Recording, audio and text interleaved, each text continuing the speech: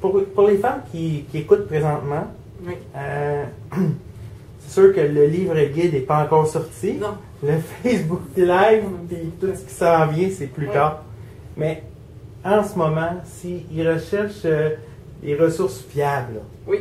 hein, qu'ils peuvent consulter parce qu'ils pensent qu'elles pourraient être autistes, puis avant d'aller vers le diagnostic, elles veulent se le confirmer, s'informer d'elles-mêmes, ou que quelqu'un de leur entourage, leur fille, pourrait l'être. Qu'est-ce que tu leur conseilles? Ben, j'en ai plusieurs. Là, j'ai amené quelques livres qui ont été, que j'ai trouvé intéressants dans mon parcours, puis qui me semblent non fiables. Ben, le premier, c'est quand même général. C'est le syndrome d'Asperger, écrit par le docteur Tony Attwood, qui est un psychologue spécialisé qui habite loin, qui habite en Australie.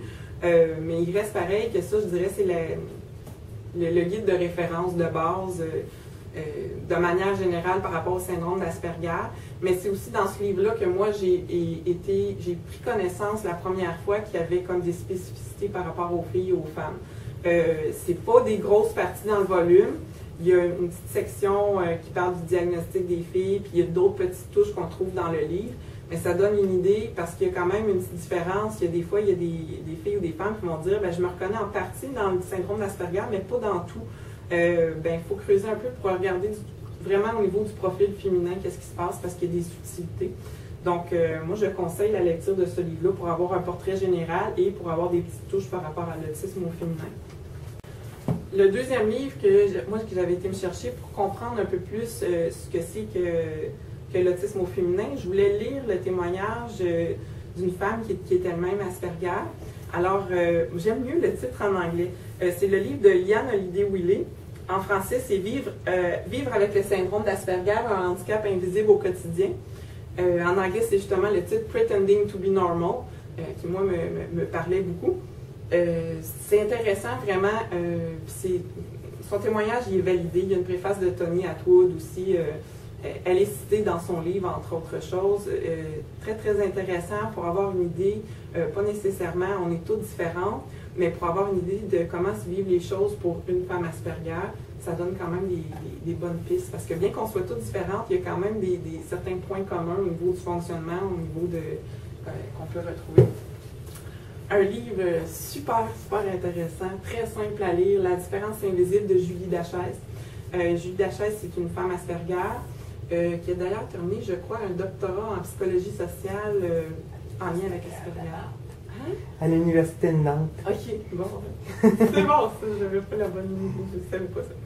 Puis, Julie, c'est quelqu'un de très intéressant aussi. Elle a le blog pour celles qui connaissent ou celles qui ne connaissent pas. Elle tient un blog qui s'appelle Super Pépette.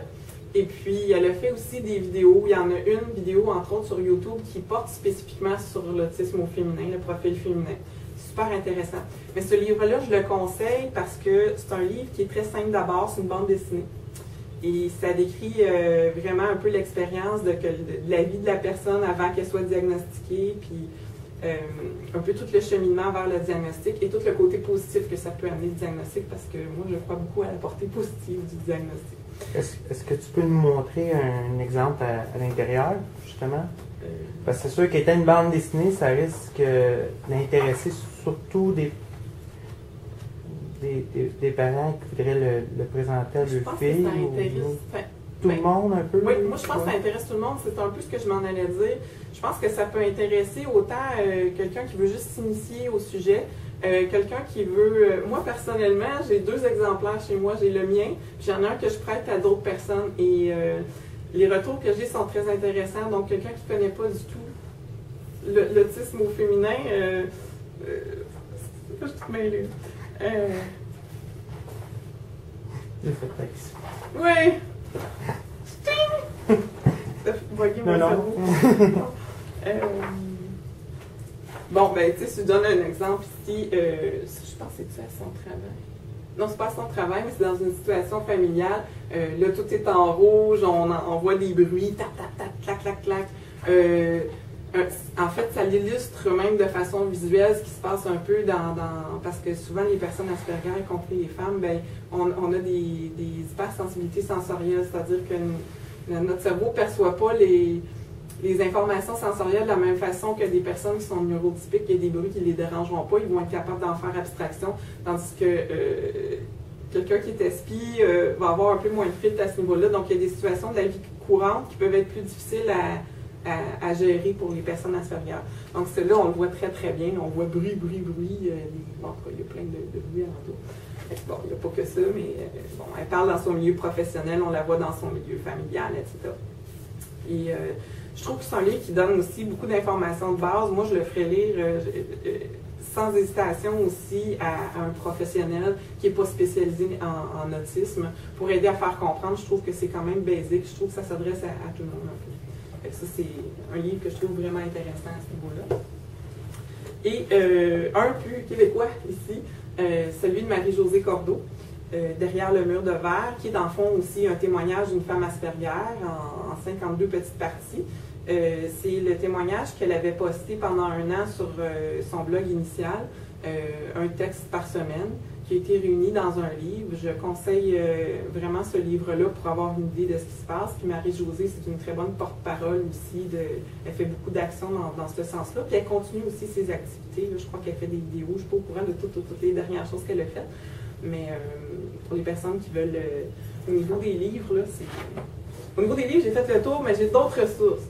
Je conseille aussi, très facilement accessible en ligne, le blog Au royaume d'une Asperger de Valérie Jessica Laporte, qui est aussi basé sur son témoignage, mais qui reprend beaucoup de caractéristiques communes des filles, des femmes, et de la façon dont c'est vécu. C'est un blog qui est très rafraîchissant. Valérie Jessica, c'est quelqu'un qui est très authentique dans ce qu'elle exprime. Fait que c'est vraiment intéressant de pouvoir lire, de pouvoir s'informer. J'aimerais parler brièvement aussi, moi je suis membre de l'AFFA, qui est l'Association francophone des femmes autistes. L'association regroupe principalement des femmes françaises, mais c'est vraiment ouvert à toute la francophonie. Il commence, je pense, à y avoir quelques autres québécoises. Sans nécessairement être membre, être abonné, ils ont une belle page Facebook et ils ont un très beau site internet qui contient énormément d'informations, autant du témoignage, des articles scientifiques traduits, une panoplie d'informations. Puis la marraine de cette association-là, ben, c'est Isabelle Hainaut qui est ici à Montréal. Donc c'est vraiment intéressant d'aller vers eux. Ils sont très ouverts aussi au dialogue, donc c'est fun.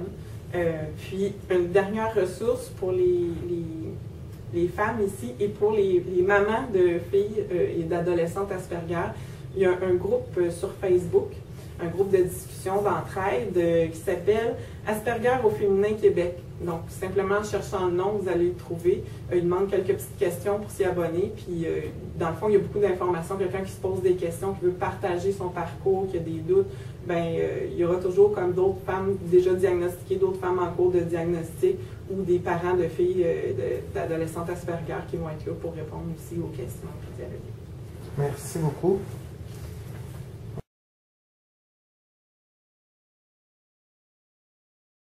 OK. Je sais que tu as des conférences à venir. Aurais-tu des dates, des endroits? De quoi tes conférences vont parler? Parce que je pense que tu as deux conférences qui roulent. Hein? Oui, c'est bien ça. La première, mais c'est vrai que ça aussi, c'est une année de nouveauté en fait, mais ça suit aussi mon cheminement parce que, ben, juste une petite parenthèse, parce que j'ai fait beaucoup de sensibilisation, mais de manière très subtile, par en dessous, façon de parler, dans des forums de discussion, etc. Et ben, je vais tranquillement aussi, je suis rendue là dans mon étape, d'aller tranquillement aussi vers un dévoilement un peu plus grand parce que je pense que j'ai des choses à dire qui sont intéressantes puis qui peuvent amener, joint aux voix des autres et des autres femmes, ça peut amener des choses intéressantes. Alors, donc c'est nouveau aussi. Ma première conférence, ça va être le samedi le 28 avril au Salon de la neurodiversité à Montréal.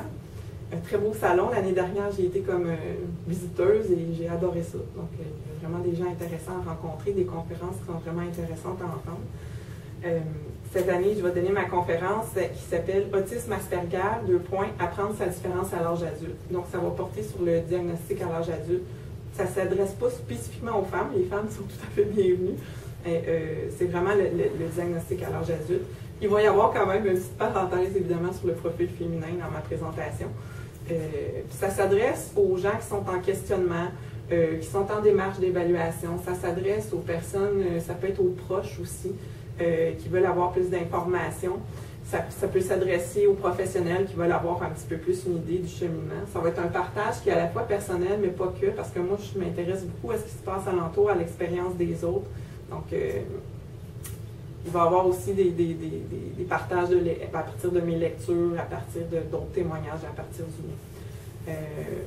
Pour voir un peu aussi qu'est-ce qui reste pareil, mais qu'est-ce qui change aussi après le diagnostic. On ne devient pas quelqu'un d'autre, mais on peut faire une relecture de sa vie, on peut voir les choses autrement, on peut apporter des aménagements dans les sphères professionnelles, personnelles et autres.